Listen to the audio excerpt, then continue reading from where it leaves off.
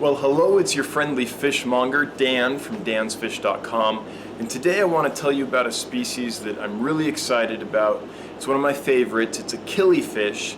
It's called Aplocheilus dayi. It doesn't really have a common name that I'm aware of, and it's a beautiful fish. It comes from Sri Lanka, and one of the reasons I'm excited about it is I've been looking for this fish for over 20 years. I had them when I was a kid, like in the early 90s. I had them for a while, then moved on to other things as you do when you're a kid. And then since then, I've looked for the fish a lot of times, and I've seen them once since then. They were at a wholesaler's.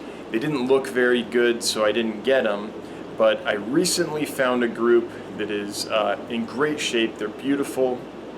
I've had them for about a month now, and they're doing well. So I'm really hopeful I can set them up and breed them and not have to be without them for another 20 years, right? So Aplocheilus dayi, let me show you the fish and we'll talk about them. Okay, so here they are. This is a male. Now in this species of killifish, yawn. In this species of killifish, the females are pretty nice looking too. In a lot of killifish, the females are kind of like a drab brown color, and that's it. And the males are these beautiful, beautiful, exceptionally brightly colored organisms. But in Aplocheilus dayi, the females are beautiful too. So when a female swims by, I'll point her out, and I'll show you the difference. Anyway, this is a full-grown male. He's about 2 inches. The biggest I've ever seen these guys get is maybe 2.5 inches. So they don't get very large. And he's in great shape now. This video I took a couple weeks ago or 3 weeks ago or so. And so you'll notice on his lip there's a little white patch where it got rubbed during shipping or something. But that's all cleared up now, so he's doing great. Anyway, as you can see, they're beautiful, iridescent green gold on them. The fins are like a lemon yellow color with orange and reds in them. I think they're gorgeous. And I love the shape of the anal fin, how it comes down to that dramatic point. And the pelvic fins are nice and elongated, so they're just a cool fish. They not almost always, they frequently stay at the top. If you have decorations and plants and things, they will venture down closer to the bottom sometimes, but when it comes to feeding time, they mainly stay at the top. Some will come down to eat as well, but not very much. So floating foods are the best for this fish. And to that end, I feed them a lot of pellets, I feed them a lot of flake foods, I feed them live foods that float on the top, such as fruit flies, things like that. But they will also, I'll take like brine shrimp, frozen brine shrimp, and I'll kind of squirt it across so it stays suspended in the water as long as possible. So instead of squirting it straight down, I kind of squirt it across the top of the water. And they'll eat that too. And they will eat live blackworms, especially if you have them in some kind of worm holder that keeps them up at the top. So they're a very easy fish to feed. So here's a female. She has some iridescence as well, and she has these bold black bars on her body, starting at her anal fin and running back to her caudal fin, her tail fin. And the fins are not as elongated, but they do have some color to them. And so males and females of this species are both, in my opinion, very attractive. So fade effect. It's my first fade effect ever. Hooray. So anyway, they're very peaceful. They won't bother any fish that doesn't fit inside their mouth. And they're actually fairly quick to the food if it's on the top. So you don't have to worry too much about them getting outcompeted. Really quick barbs or something like that might outcompete them for food a little bit. But the trick there is you just feed some sinking food, and once the barbs attack it, then you throw in some floating food and you'd be fine.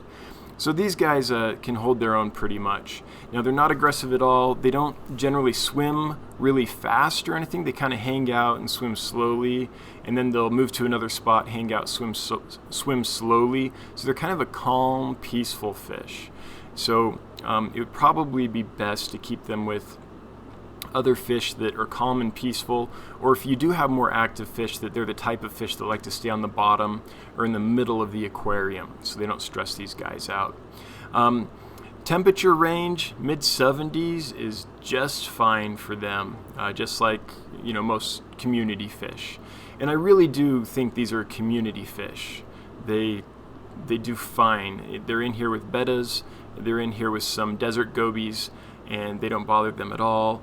I have others that are in with some pygmy sunfish, some Corydoras sunfish, not pygmy sunfish, sorry, pygmy cories, so Corydoras habrosus, and they're fine with them. I have kept them with rice fish, guppies, as long as they don't have really long tails, because they might nip long flowing tails like a guppy's tail or say a long-tailed betta, that kind of thing. But in general, they do very well in a community. They add a splash of color and interest and life to the top of the aquarium. Of course, these guys are at the bottom, but that's where I caught them, so that's where I filmed them. Let's see, what else about these guys? I've mentioned they're from Sri Lanka. They're hard to find. I really have been on the hunt for these for a couple decades, and I have very rarely seen them on lists, only seen them once in person. And so if you want them, I'm going to say get them, because they're not available very often. I have not set these up to breed yet, but I'm going to do that shortly. I'm going to take probably about a dozen females, and I'm going to put them in a 30-gallon breeder, and then I'm going to leave them in there for a week or two, and then I'm going to put a few males in and see what happens there. Another strategy I might do if I don't get a good yield of eggs that way is I'll separate the females, fatten them up, and then put them in individual 5.5-gallon tanks, just one male, one female, and see what kind of production I get that way. But I find with killifish, they'll generally lay a few eggs a day, but if you separate them and then put them together, you'll get several eggs all at once, and that just makes it easier when you're trying to raise fry in any kind of number, and it's a good breeding strategy. I find it a lot easier to raise fry in larger quantities, because then when they're in a small container and you feed a lot of food, it all gets eaten. Whereas if you only have a couple fry, you still have to feed a lot of food, otherwise they won't find it, but a lot of it doesn't get eaten and just falls to the bottom and will eventually rot if you're not careful with your water changes or have shrimp or snails in there or something like that to scavenge. When two males start displaying to each other, it's pretty cool. They do this dance. They do, the typical puffing their fins out, puffing their gills out, and kind of shaping their body into an S curve and getting the maximum amount of color and light flaring off of them as possible. And it's really a sight to behold. When the males display for the females, same kind of thing. Anyway, they're a little different than your average killifish. They're not like an Aphyosimian or something like that. They're a different shape. They're definitely a predator, a surface water predator. In the wild, these guys would eat insects and things like that fall onto the surface of the water. But in the aquarium, they adapt very well. Again, even flake food, they'll eat it, and they'll eat it with gusto. I mean, every food I put in, if it can fit in their mouth, they'll eat it with relish. They're good feeders. Oh man, I love it when they display like that. That's awesome. That anal fin is just so long and pointed, and when they really flare it, it's a pretty cool sight. So that's kind of the breakdown on these guys. Really easy fish, really beautiful, and I hope you liked them. I hope you enjoyed that information about Aplocheilus dayi, one of my favorite killifish and one I've been looking for a long time. Anyway, they're pretty awesome. If you want to get some, I got a lot. So there's some available at dansfish.com.